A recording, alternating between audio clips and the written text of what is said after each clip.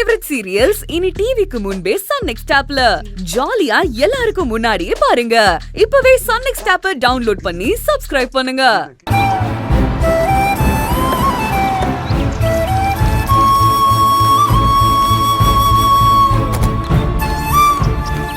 காமாட்சி, கையில் காமாட்சி, பெரிய கையில் பெரியப்பா, இந்த குடும்பத்துக்கு 7.5 சொன்னாங்க. அத நம்ம 17.5 மாத்த பாப்போம். கயல், ஏதோ பிரச்சனையாமே, என்னாச்சு? பெரியப்பா வாங்க வந்து உட்காருங்க. முதல்ல சொல்லுமா. அது ஒண்ணு இல்ல பெரியப்பா, நீங்க உள்ள வாங்க. வாங்க வந்து என்னடா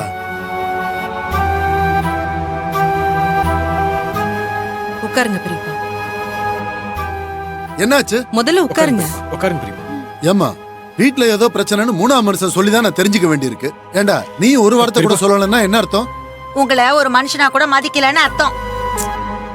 பெரியமா, ஏன் பெரியமா நீங்க வேற? பெரியப்பா, உங்களுக்கு சொல்லக்கூடாதுன்னெல்லாம் இல்ல, சொல்லக்கூடிய சூழ்நிலையில யாரும் இல்ல பெரியப்பா. கண்ணு மூடி கண்ணு திறக்கிறதுக்குள்ள ஏதோ பிரச்சனை எல்லாம் நடந்து முடிஞ்சிருச்சு. அப்படி என்னதான்டா பிரச்சனை நடந்துச்சு, அதையாவது சொல்லுங்க.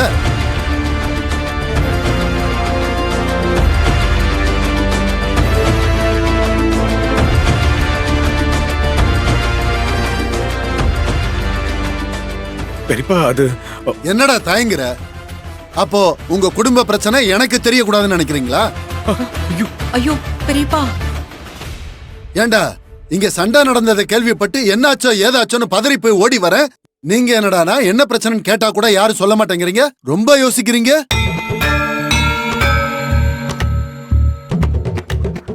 அவங்க எப்படிங்க சொல்லுவாங்க?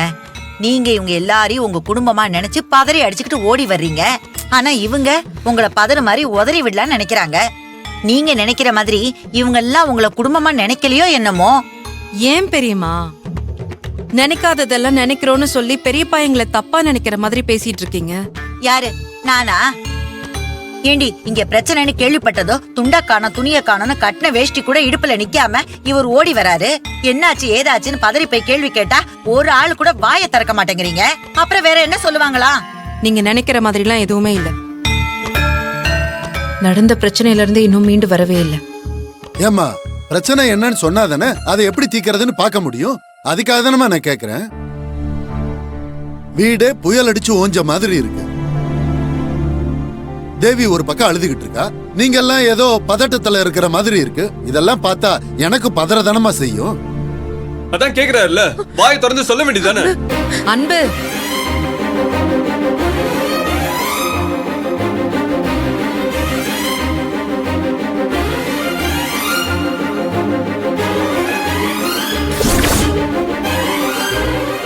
ஏன் அமைதியா இருக்கீங்க? இவ்வளவு நேரம் எல்லாரும் சுத்தி சுத்தி கேள்வி கேட்டீங்கல்ல, அப்பெல்லாம் ஆளாளுக்கு வாய் பேசுனீங்க. இப்ப ஏன் தயங்குறீங்க?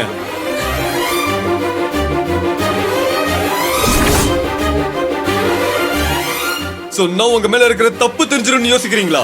என்ன பேசுற நீ? அப்ப பிரச்சனை என்னன்னு கேக்குறாருல, சொல்ல வேண்டியதானே. ஏன் பிரச்சனை நடந்துச்சு, என்ன பிரச்சனை நடந்துச்சு, பிரச்சனை எதனால ஆரம்பிச்சதுன்னு நீங்களே சொல்லுங்க.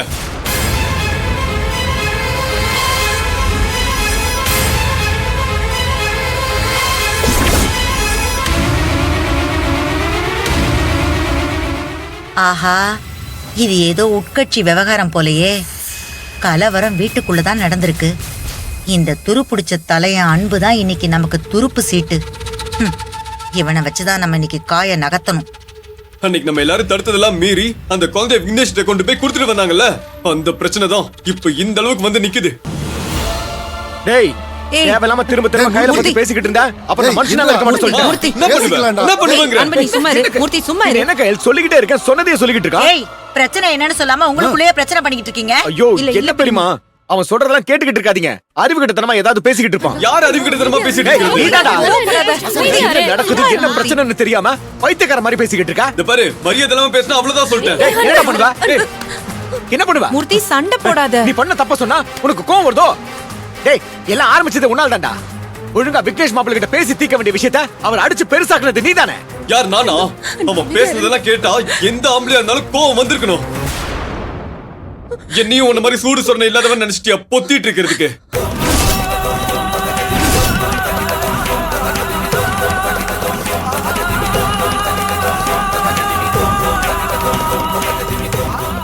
அன்பு, வார்த்தையை பார்த்து பேசு. யாருக்கு சூடு சொரணை இல்லைன்னு சொல்ற? நீ பேசுறத கேட்டு பொறுமையா இருந்தா நீ சூடு சொரணை இல்லைன்னு சொல்லுவியா? என்ன அறிவு கெட்டவன் பாரு, பைத்தியக்காரன் பாரு, அதை கேட்டு நான் சும்மா இருக்கணுமா? யார சொல்றேன்னா அவங்களே சும்மா இருக்காங்க. இவர் எதுக்கு எகிரிட்டு வராரு?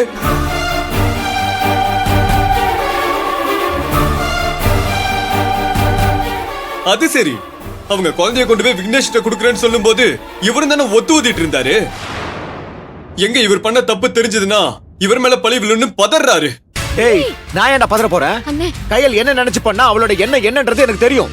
அதனால தான் அவ குழந்தைய குடுக்கறேன்னு சொன்னப்போ நான் சரின்னு சொன்னேன். இப்பவும் அவ மேல எந்த தப்புமே கிடையாது. அதனால தான் அவளுக்காக நான் பேசிக்கிட்டு இருக்கேன்.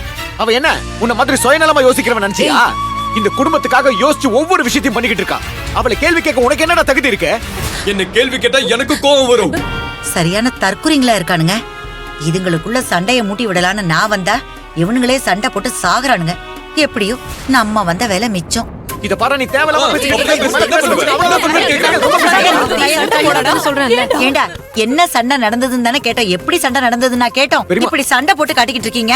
ஏங்க இப்ப தெரியுதா சண்டை எப்படி நடந்திருக்கும்னு? சும்மா இரு. டேய், என்னடா இதெல்லாம்? இப்படி சண்டை போட்டுக்கிட்டு இருந்தா என்னடா அர்த்தம்? இப்படியா குடும்பத்துக்குள்ள ஒத்துமை இல்லாம இருப்பீங்க? நல்லா சொல்லுங்க மாமா. வர வர இந்த குடும்பத்துல என்ன நடக்குதுன்னு எனக்கு தெரியல.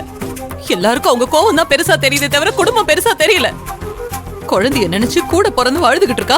கூட பிறந்தவனா அவ பிரச்சனை எப்படி சமாளிக்கிறதுன்னு யோசிக்காம உங்களுக்குள்ளேயே சண்டை போட்டுக்கோங்கடா. உங்களுக்கு எல்லாம் எப்படி சொல்லி திருத்துறதுன்னு எனக்கு தெரியல. ஏண்டா, உனக்கு எவ்வளவு சொன்னாலும் புரியாதா? சண்டை போடுறதை தவிர உனக்கு வேற எதுவும் தெரியாதா? என்ன சண்டை போடுறேன்னு ஏன் பக்கம் திருப்பி விடுறீங்க?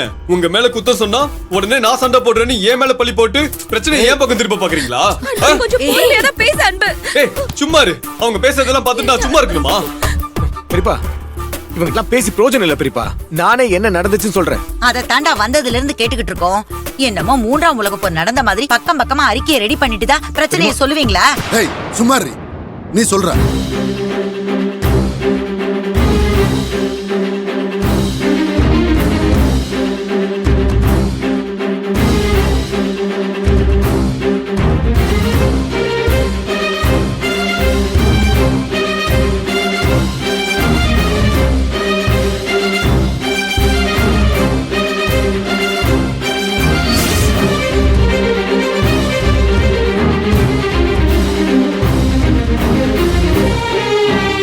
ஐயா,